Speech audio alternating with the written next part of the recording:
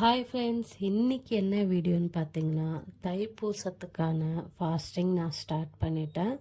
48 நாள் இருக்கணும். ஆனால் என்னால் 48 நாள் இருக்க முடியல, மிஸ் ஆகிடுச்சு. அதனால் நான் 21 டேஸ் இருக்கலான்ட்டுன்னு நான் இன்னிலேருந்து ஸ்டார்ட் பண்ணியிருக்கேன். 21 நாள் இருக்கலாம், 48 நாள் தான் இருக்கணுன்ட்டு இல்லை. முடியாதவங்க 21 நாள் கூட இருக்கலாம். நான் அதை இன்னிலேருந்து நான் ஸ்டார்ட் பண்ணியிருக்கேன். அதனால் காலையிலே எழுந்து எல்லா வேலையும் முடிச்சுட்டு சாமி எல்லாமே கும்பிட்டுட்டேன்.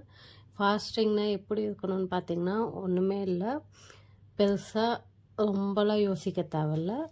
நான்வெஜ் சாப்பிடாம இருங்க, வீட்டில் விளக்கேற்றுங்க, முருகரை நினச்சிட்டு அவர் மந்திரம் ஏதாச்சும் படிங்க விளக்கேற்றும் போது. நான் வேல்மாறல் படிக்கிறேன். நீங்கள் உங்களுக்கு என்ன தோணுதோ, கந்த சஷ்டி கவசம், வேல்மாறல் இல்லை வேறு ஏதாச்சும் ஏதோ கூட நீங்கள் படிச்சுக்கலாம்.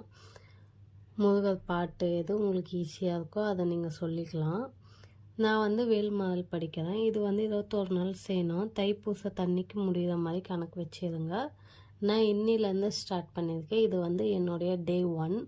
21 டேஸ்க்கு நான் என்னென்ன பண்ணுறேன்றது ஒவ்வொரு வீடியோவில் நான் காட்டுறேன். இன்றைக்கி நான் சிம்பிளாக பாயாசம் வச்சு நெய்வேத்தியம் பண்ணி நான் சாமி கும்பிட்டுட்டேன். ஒவ்வொரு நாளைக்கு ஒவ்வொன்று பண்ணால் போதும். ஏன்னா ரொம்பவும் பண்ணிக்க தேவையில்ல. ஏன்னா அப்போ தான் சில பேர் வேலைக்கெலாம் போவாங்க, அவங்களால செய்ய முடியாது. ஆனால் சிம்பிளாக என்ன முடியுதோ பண்ணிக்கலாம். அதே மாதிரி காலையிலே தான் ஏற்றணும்னு கிடையாது, ஈவினிங் கூட சாமி கும்பிட்லாம். நான் காலையிலே முடிச்சிடலாம். ஏன்னா என் குழந்த தூங்கும்போது எனக்கு ஈஸியாக இருக்குது காலையில் கும்பிடுறது. அதனால் நான் காலையில் முடிச்சிடுறேன். சில பேருக்கு ஈவினிங் கும்பிட்ணுன்னா ஈவினிங் கூட கும்பிட்டுக்கோங்க. இந்த வீடியோ பிடிச்சிருந்தா மறக்காமல் லைக் பண்ணுங்கள், கமெண்ட் பண்ணுங்கள், என் சேனலை சப்ஸ்கிரைப் பண்ணுங்கள்.